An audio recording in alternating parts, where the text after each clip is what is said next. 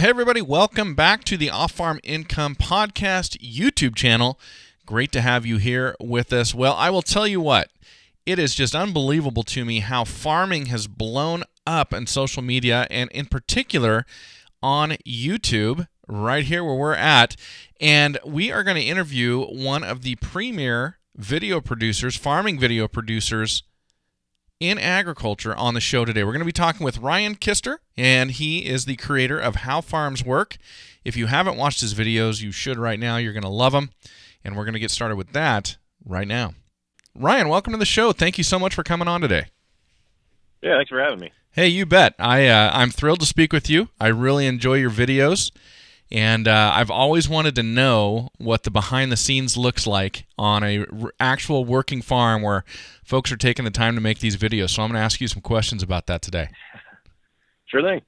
All right, well, let's start off by introducing you to our audience. If you could, just give us a brief bio of yourself. All right, my name is Ryan Kuster. I farm on a 1,200-acre beef and crop farm in Potosi, Wisconsin. We were dairy until 2014. Then we converted to beef and crops. Right now we've got about 100, 120 head of cattle and about 800 tillable acres that we're running right now. And we run our cattle on pasture. I started doing the whole YouTube thing back in 2012 was when I first launched my channel. I just kind of did it in my spare time every now and then, about once a month. And then I just kind of kept increasing, and I worked my way up to doing 3 times a week. And that's typically what my schedule consists of, is making videos about 3 times a week. Okay. And the channel, of course, is called How Farms Work. And that's exactly what you're teaching people, right? Yep. My goal is to show people what happens on a Midwestern beef and crop farm. Okay. Well, you know, it's interesting. I've got a list of states I need to get to and see agriculture in, and Wisconsin's number one on that list. It goes, my top 3 now are Wisconsin, Missouri, Minnesota. And I know you're right there next to Minnesota, but I've got to get out there. Yeah, it's a great state. I'd recommend coming during the summer, though. It's a little bit more nice to be in. Yeah, if I came, I'd want to do a full-on tour, probably in the summer. That would make sense. Oh, yeah. For sure. Yeah, there's great sights to see here in the summertime. Well, how long has the farm been in your family? So my grandparents first purchased the first farm that we run now in the 1950s. They milked there, and then they just kind of slowly grew their operation over the years, and they ended up buying 5 farms. And in 2008, they sold one. They built their new house there in Rockville.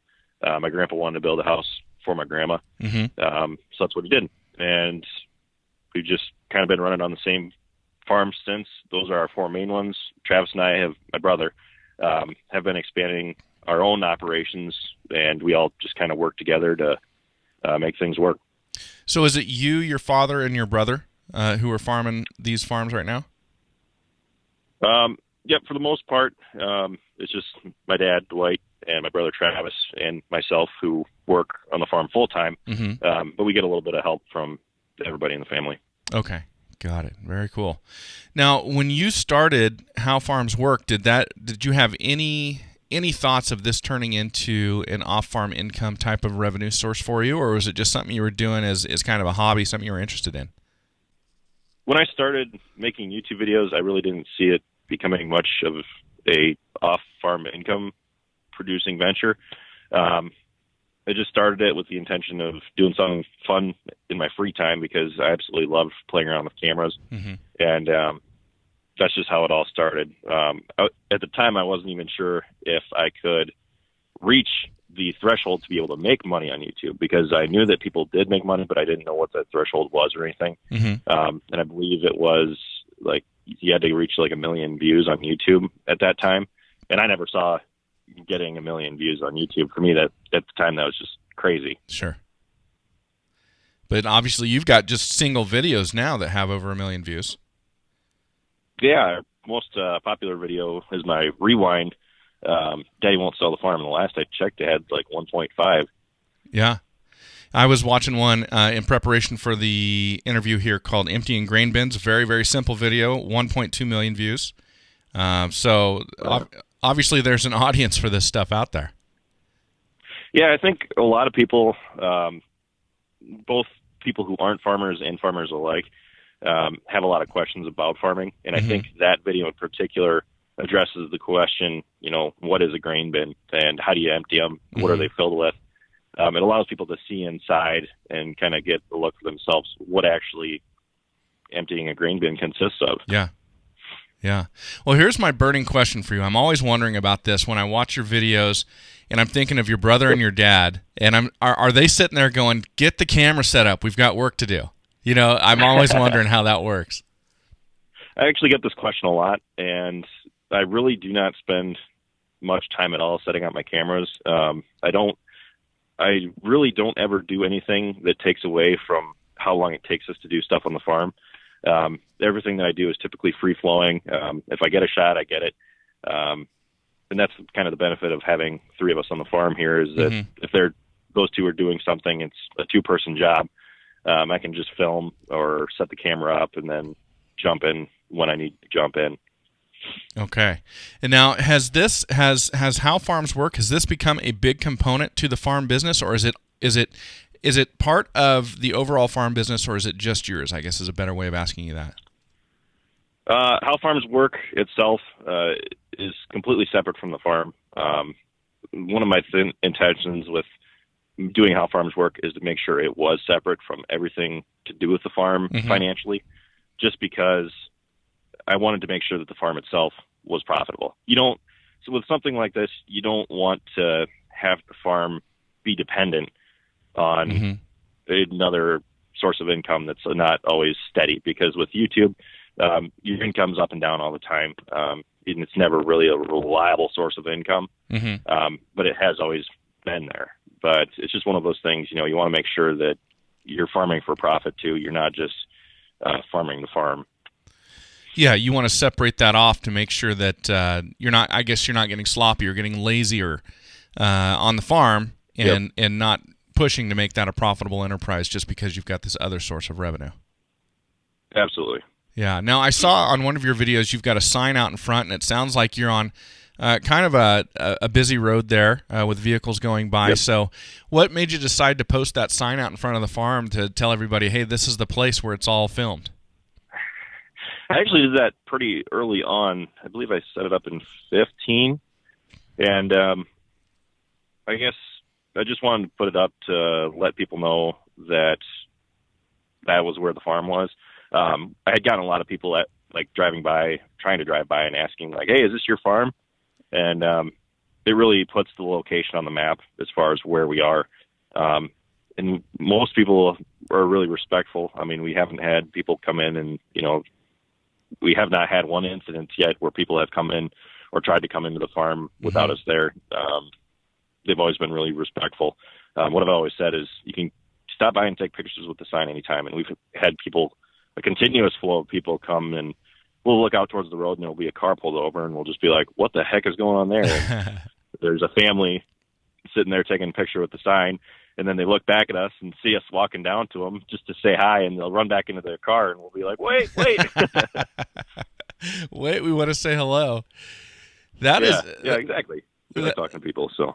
That is funny. I mean, there's so many things, and I've kind of gone through this in podcasting a little bit, but I don't think to your degree that you have with YouTube videos, but it is amazing to just put something out there about what you love doing, and it turns into something totally different. Now you've got people who are making purposeful trips just to get a picture, like a selfie of them in front of your place and in front of your sign. Is that weird for you?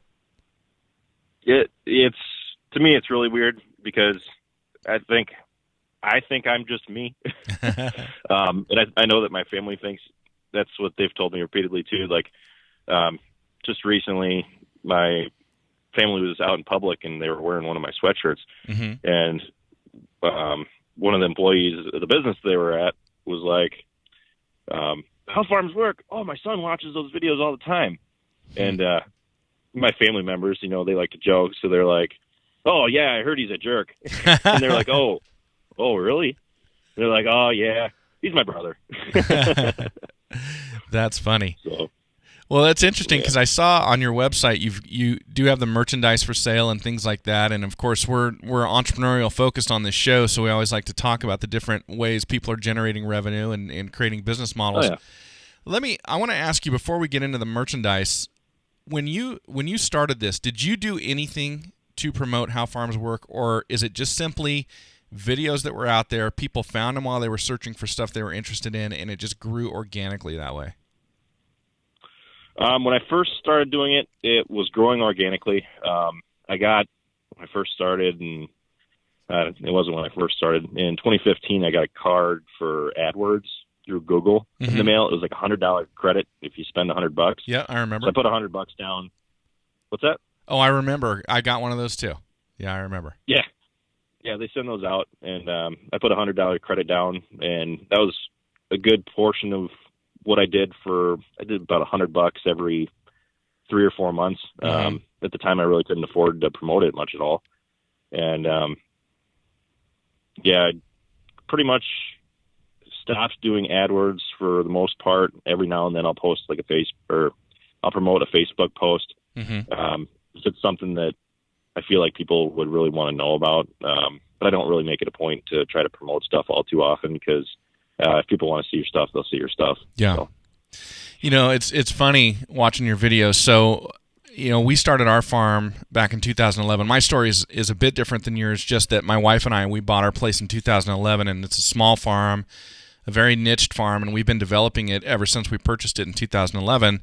And one thing led to another, and I ended up podcasting about agriculture. That's kind of a long story in and of itself, but I always when I talk to sponsors and advertisers and things like that, I always talk about the fact, hey, my audience are people that are farming, and they don't have time to sit down in front of a computer, but they can listen to my content while they're working, while they're in a tractor, while they're feeding, whatever that may be. But now I watch your videos, and I know that people are making time to watch your videos. They're really, really well done. Thank you. Yeah, you bet. Yeah, that's a great thing about smartphones. They allow the community as a whole, the farm community as well, just to be connected. And if someone's sitting out in the tractor, I mean, they can just pull out their smartphone and start watching YouTube, even if they're sitting and waiting for the grain cart or waiting for the combine to fill. Right. So it's just one of those things that as we move into the future with technology, it's really allowed whole new businesses to be a thing. Yeah, absolutely. And obviously we can't have every farmer in America doing what you're doing, because then it'll just dilute what's out there. There's going to be channels like yours that kind of rise to the top, and it's one source of revenue for people. But the technology is amazing, because if people need to bring in income separately from the farm, but as jobs are going away out in rural areas where you can afford to farm, where you can afford the ground or whatever that may be, technology is really providing some opportunities to be able to still continue to do that. Well, absolutely. And for me, I mean, it works pretty well. It is pretty much like working 2 jobs, but I can work. It allows my schedule to be flexible. I can make videos in my free time. During harvest, I come home later at night. I can work as late as I want. And stuff like that. Whereas with, like an actual second job, right, you're typically confined to a specific schedule. So that's one of the great things about being able to make videos. Right. Well, and I mean, with you guys raising beef cattle, if you had a rigid job with a rigid schedule, but there was something going on at home, I always use the example, if you've got first calf heifers that are having calves, you need to be there for that. This allows you, being an entrepreneur, I should say, allows you the flexibility to work your schedule around your priorities on the farm. Yep. Yeah. Absolutely. All right. Well, really quick, Ryan, I want to take a moment just to acknowledge a couple of our sponsors. Everybody, of course, I want to talk about lacrossefootwear.com. The Alpha Range boots from Lacrosse Footwear are built to work as hard as you. Ideal for chores around the house and farm. They are waterproof, comfortable. They've got great traction, and they're available for both men and women. We, of course, use them every day here on our farm, whether it's summer when I'm irrigating or winter. Right now we've got snow out, and then soon we'll have mud, because that's the area that I live in. I've always got my Lacrosse boots on. We hope you will as well. And, of course, Powder River Livestock Handling, everybody. They make absolutely fantastic squeeze chutes, sweep tubs, panels, calf tables, whatever you need to handle your large livestock. They've been doing it for over 80 years, developed out here in the West with these crazy range cattle that we play with all the time. And if they can handle those cattle, they can certainly handle yours. Make sure you're letting your local farm and ranch retailer know you'd like to see Powder River livestock handling equipment in their yard, and check them out at powderriver.com.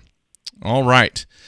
Well, Ryan, let's talk about the development of your business now, or I should say the development of the channel, the development of how farms work. Where was the magic moment, I guess, where you went, oh my goodness, I'm onto something here? So I guess probably the one big aha moment that I had was when I was feeding cows. I think I had the tractor, and it was in the summer, and my videos had been up for a while. You know, things were going good or whatever, but my YouTube was still, I guess, growing at the time. Mm-hmm. And it was right when I got my first big payment over $100, and I just couldn't believe my eyes when I saw it. I mean, at the time, like I really haven't ever had anything more than $500 in my bank account at the time. So for me, it was just a huge moment where it's just like, whoa, okay, like if this is what it's capable of, you know, as it continues to grow, what's going to happen? Yeah. And it has grown over the years. I mean, we've seen a lot of our own sponsors on the farm, and it's just crazy to me that it's grown to be what it is. Yeah, that is a great story. Now, I want to ask you about, you said you just love playing with cameras. So take me back to high school, which I don't think was horribly long ago for you, at least not as long as it is for me. But take me back to high school. Were you split in your interest between photography and, I guess, cinematography or videos and farming? Or did you always know farming is where you wanted to be, and this was just something that you enjoyed secondary to farming, I guess? Well, as a matter of fact, we didn't really know what was going to happen with the farms prior to 2014, mm-hmm. which was after I graduated high school. So at the time, you know, I wanted to work on the farm. I was working on the farm. I was helping with chores, feeding cows and helping milk and stuff like that. But at the time, I didn't really know what the future had in store. So I guess I always just had the interest in photography. What I actually did was, when my brother took a photography class in high school, okay. and I was in middle school at the time, and I got to play around with the camera. And I thought, oh, geez, this is kind of cool. You know, I can take really like high quality pictures and stuff like that, and just kind of experiment with it. I have an interest in like astrophotography too, so I like going out in the middle of the night and taking pictures of the stars and stuff. That was kind of the thing that got me really into photography. Mm-hmm. And then I got to thinking in class, I'm like, okay, like they always say, like, if you love something, you know, you should try to, and you can make money out of it, you're going to love what you do. Sure. So I'm like, how can I make this into a business? So I started my own business, and I called it Saturn Photography. Okay. And that's actually what got me through high school and through college. I was taking senior photos and wedding pictures. Wedding was probably the big source of income for me that got me through college. But as time has gone on, with the time that I've put into how farms work, I just really didn't have the time to sit down for a full day and work on a batch of photos when I work 3-4 nights a week putting together videos. So that's just kind of how I got started, and my interest for cameras goes on. Yeah. I love that story because there's always a story behind the story. You know, if to hear your outside story or to read your story on your website, it makes it sound like I've always enjoyed cameras and I started making videos and look what's happened. And you're kind of that overnight success that worked on it for like 5 or 6 or 7 years before anyone paid any attention. Yep, exactly. Yeah, very cool. So obviously you were fired up about photography. What is this something that you thought you might do full time at some point, or did you always know that if the possibility is there, I want to be a farmer? Which one of the? I guess how did that all play out? I've always wanted to stay at home and work on the farm, but given our size, I never really knew if that was going to be possible, if the farms were going to be in the family, or if I could grow my own operation enough to work on that full time. And doing what I've been doing on YouTube, it's allowed me to grow my farming business over the years. However, I did have kind of like what I call my backup plan, and my backup plan was to continue to do photography, see where that went. But probably the big push for me to go to college, I went to the University of Wisconsin-Platteville for ag business with a minor in soil and crop science, because when I was graduating high school, I told myself, I want to stay at home and I want to work on the farm, but I need to make sure that I have something to fall back onto just in case we don't end up getting the farms. So that's what I started doing. I went to college, and in the meantime, the farms did end up in the family, and it's really just all worked out, and it seemed like a million strokes of luck, and I am incredibly lucky. Very cool. Well, let me ask that a different way, too, because your answer is great, but I want to kind of get down to the heart of it. Yep. If you had not been able to come back to the farm, if the farms had not stayed in the family, would you be working as an agronomist or as a crop advisor or something like that, or would you have your photography business? I guess my first priority would have been my photography business, because that would have allowed me to be more independent. I've always been more pointed towards entrepreneurships. I've always kind of considered myself one. I did work for a local co-op for 6 months for my internship for college. I saw a lot of great and interesting things. I learned a lot, but I didn't really feel like doing something like that long term was going to make me happy. Sure. So that's why I think my first priority to fall back onto would probably be the photography. Yeah, that's interesting. Yeah, I did that in college. I did an internship selling ag chemicals back then it was Zeneca ag products, and got done and I said, well, I don't think I want to sell. I don't want to be a salesperson. So I had kind of a similar thing as you, as I did the internship and then went, well, I figured out something I don't want to do, and nothing against that. It just wasn't the right fit for me. Very interesting. Well, I'd love to ask your advice for the folks who are listening to the show. If somebody out there has an idea, a wild idea, like shooting videos of what they do every day, which they just think is, hey, this is just what I do, but maybe somebody will want to watch them, what advice would you have for them on getting started? If I had any advice for anybody who wanted to get started kind of like how I did, is to not give up hope. What I didn't start overnight, and you do see a lot of these newer YouTube channels, they pop up seemingly overnight and they just explode. It takes time.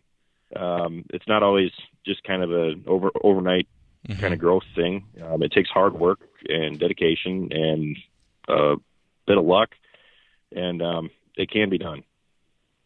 Yeah, that's really well said. I'm really active talking with other podcasters, and of course in all genres, not just agriculture. And there's a lot of people who get 5, 6, 7 episodes in, and they're like, okay, where's the money? How does the money get here? And I'm like, whoa. Years, people. Yeah. My very first video, in the first month, I think it had gotten like 14 or 15 views. And I mean, I looked at that, I'm like, okay, previously, what actually had gotten me started was I uploaded a couple short videos in 2008, and I left them on my channel, and they had gotten 14,000 views over the matter of 4 years. Okay. But when I first started uploading like how farms work videos, my first videos didn't take off in the first month. It takes time to cultivate that audience, to keep people coming back. And that's really the big takeaway I feel like anybody should walk away with, is that you can't just, if you're in it for the money, for a quick flow of cash, you're in it for the wrong reason. I agree. Because it takes a passion, and it takes a lot of love to put something like that together. I agree. Now, what do you shoot your videos with? Most of my videos are shot with just GoPros. I have a GoPro 6, 7, and 8. I shoot sometimes with DSLRs, not typically because they're a little bit too bulky. The thing I really like about GoPros is that I can just latch them onto my back pocket and continue what I'm doing. And then if I know that we're about to do something that people wouldn't want to see, I can just flip it out and hook it onto something. Or if I have one that has like a head mount, I can just put my head mounted GoPro on and continue working as I was. Okay. Interesting stuff. Now, is this something, this side business that you've created, How Farms Work, is this something that you actually wrote out a business plan for or anything like that, or is it just kind of developed over time? It's just developed over time. When I first started doing this, I mean, I didn't have really any sort of plan for it. I mean, I still don't, as far as developing it. I guess I do in my mind, Sure. but it's not something that I take seriously as a business. I still do it as a hobby, and I still do it because I love doing it. Mm-hmm. I feel like if I sat down and made it a strict business plan for it, I would feel like it would feel too much like a job, Mm-hmm. and I'd lose interest in it. Yeah. Interesting stuff. Now, is there any reason for folks who are getting into doing something like this for them to do anything beyond, say, being a sole proprietor, like forming an LLC or anything like that? I guess, what do you mean, for putting the side business into something like an LLC? Or, yeah, that's exactly what I mean, yeah. Personally, I'm still on the sole proprietorship. I've looked at putting it into an LLC. There are reasons for doing that, and it probably will move to that one day. Mm-hmm. So I guess if you're looking to get it started, that would probably be my recommendation, is to put it into an LLC. Okay. I gotcha. Now, if somebody wanted to start something, and it could be anything that they want to start filming and putting up on YouTube, what is the one camera that you would tell them to start with?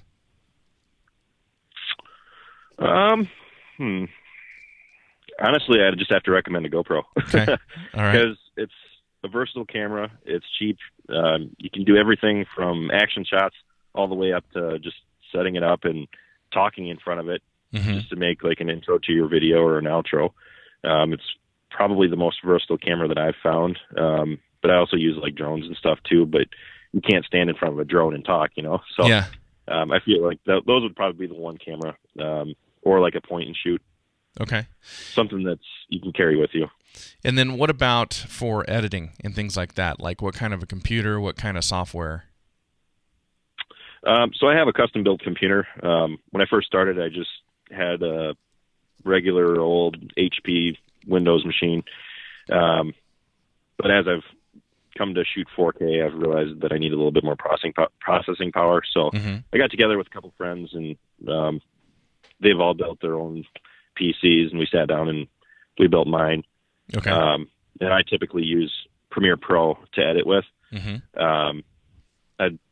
I have mixed feelings on it. I used to use Vegas back in the day, and I really liked how that flowed, but the cost to use it was a little bit too high for me. Okay. So I found that Premiere Pro is a good balance between cost and what I like to call productivity, because you can learn to use it fairly quickly. Okay. Interesting. Now, at what point did you expand into selling merchandise and doing things like that? I really started to expand into it probably back shortly after I started making videos full time after I graduated college in 2015.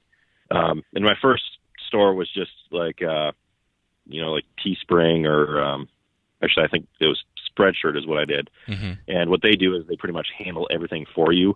All you do is just handle the design, which is my logo. And I would just upload it to their website, put it on a couple of shirts and sweatshirts or whatever else, and they would pretty much just screen print it onto the clothing.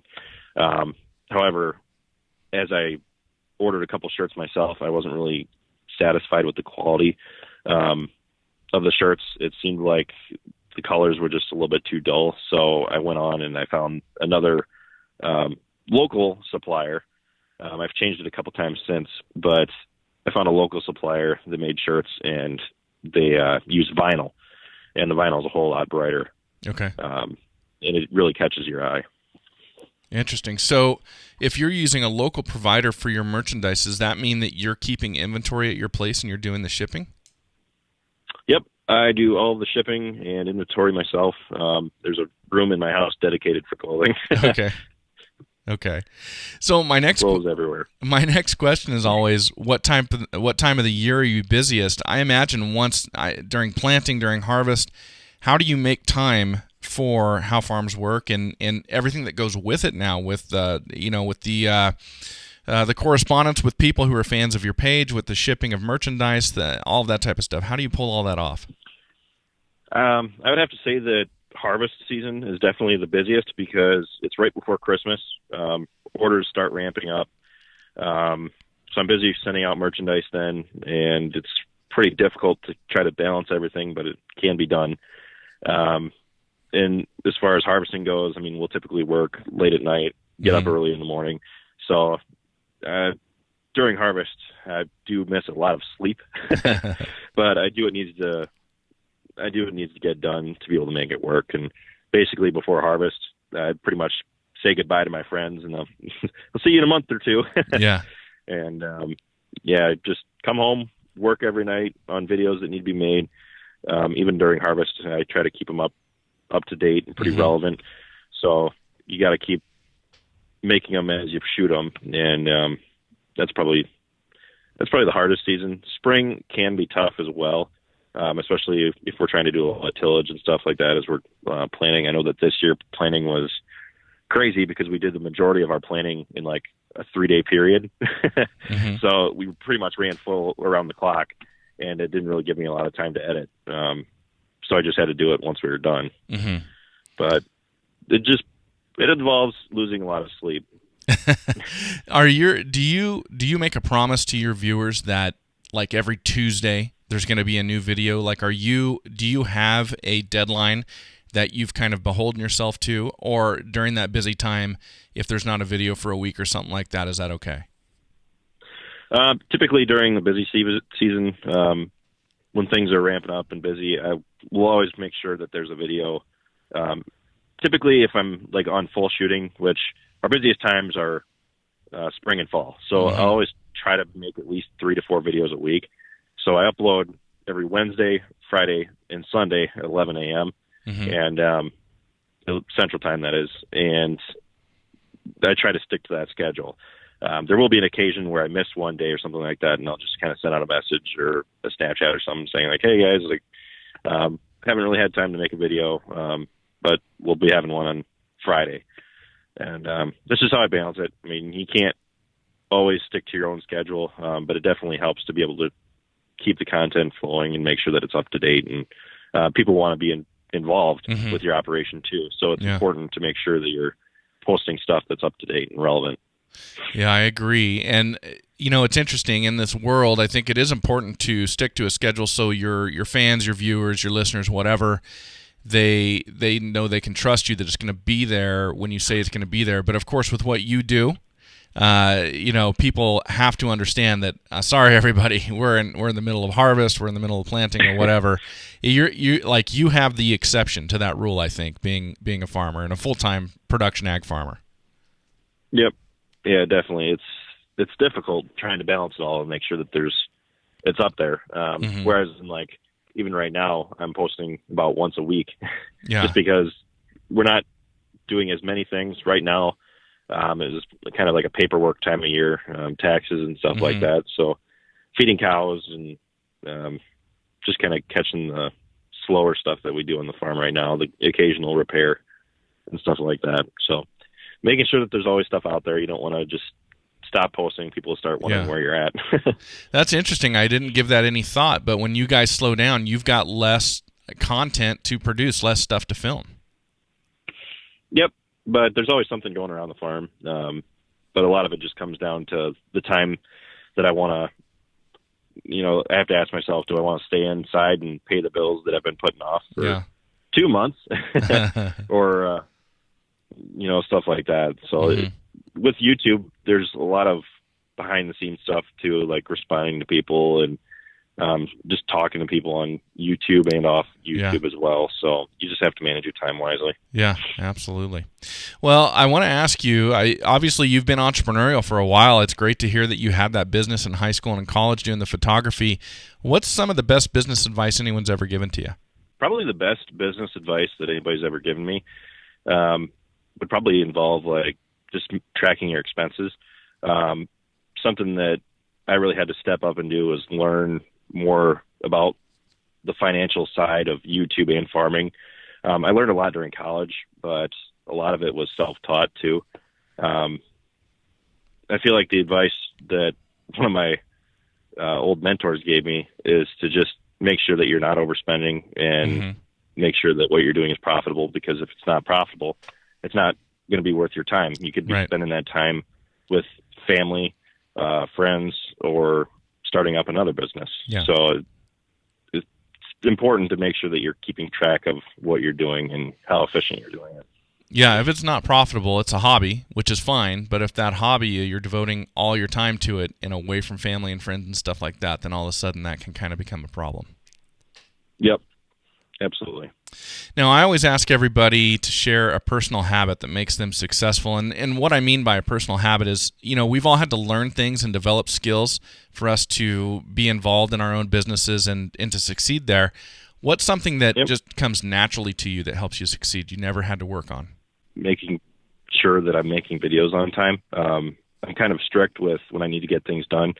And that involves, telling people, friends or family, if they want to hang out on a certain night, I'm like, okay, like I need to get this done by this time. Would you rather do it this night instead? So I guess I'm kind of strict with my time. I make sure that I'm always I try to stay on schedule as much as I possibly can. I don't really know if that's a developed habit or what, but I think it's really helped me with my YouTube channel, and making sure that there's always that full of content out there. I think just sticking to your guns and sticking to your schedule is probably one of the most important things that I've found. Very good. Well, has there been a book or another resource along the way that has been helpful to you that you could recommend to our listeners if they're interested in following in your footsteps, I guess? I guess I never really read too much into books or anything like that. Probably one of my own biggest resources was YouTube itself.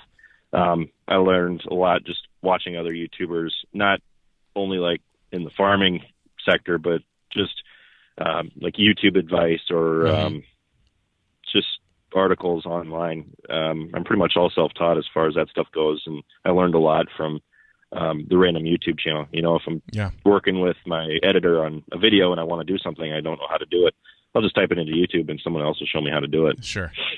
Yeah, it is pretty amazing. You can do that with pretty much anything these days. It's changing the face of the world in terms of other people showing you how to get it done.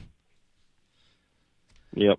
Even like stuff on the farm. Yep. If you're trying to replace something and you don't know how, just head to YouTube. I'm sure someone has done it before. That is exactly right. Well, Ryan, this has been great. Of course, your website is howfarmswork.com, and the YouTube channel is How Farms Work. If somebody wanted to contact you, is there a way you'd like them to go about that outside of either your website or your YouTube channel? If you're looking to contact me, probably the easiest way to do it, depends on what it is.